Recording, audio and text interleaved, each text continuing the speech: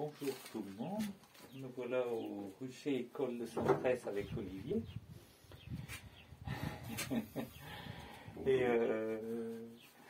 et voilà, c'est un petit coucou pour vous parler de ce premier cours qui en fait est le deuxième, mais vu le confinement, on ne pourra pas recevoir du monde au Rucher École. C'est la raison pour laquelle on a décidé de vous faire des petites vidéos pour pouvoir suivre malgré tout les avancées de ce qui se passe au Rucher École de Centresse.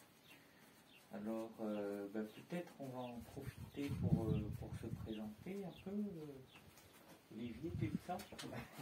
Ça sera vite fait. Moi c'est Olivier, apiculteur amateur et animateur avec Jérôme du Rucher École de Centresse.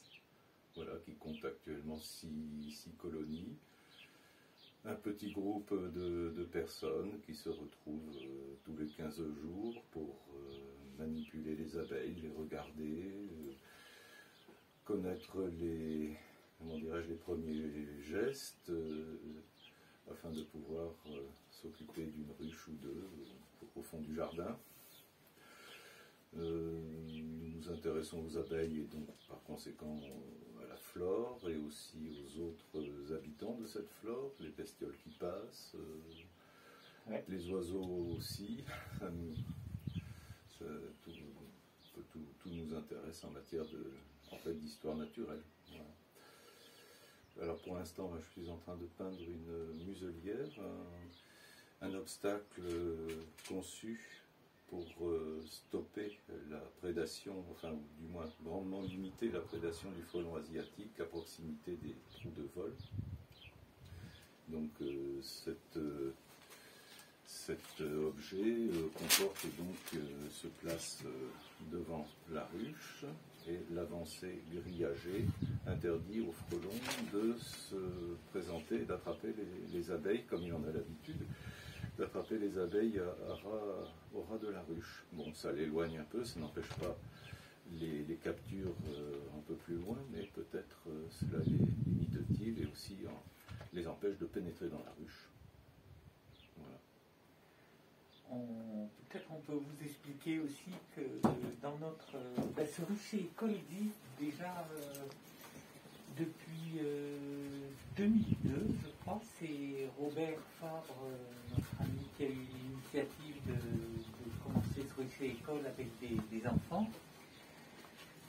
Et dans ce Rucher École aussi a été planté justement par Robert et les enfants des écoles de la région, plein d'arbres fruitiers.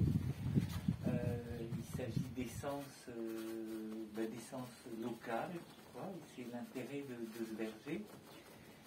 Et puis après, moi je suis arrivé et avec Robert on a décidé de monter le Rucher École proprement parlé.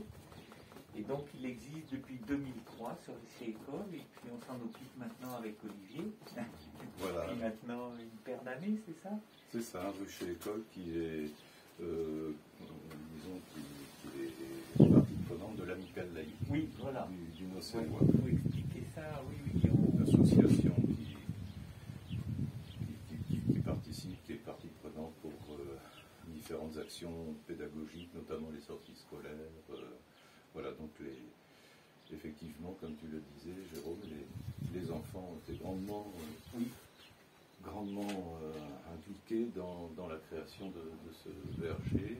Il nous arrive également d'aller extraire le miel dans les écoles, de leur montrer des ruchettes vitrées. Oui. Là, d'ici 15 jours, c'est sans doute ce que je vais faire là, dans le petit village à côté.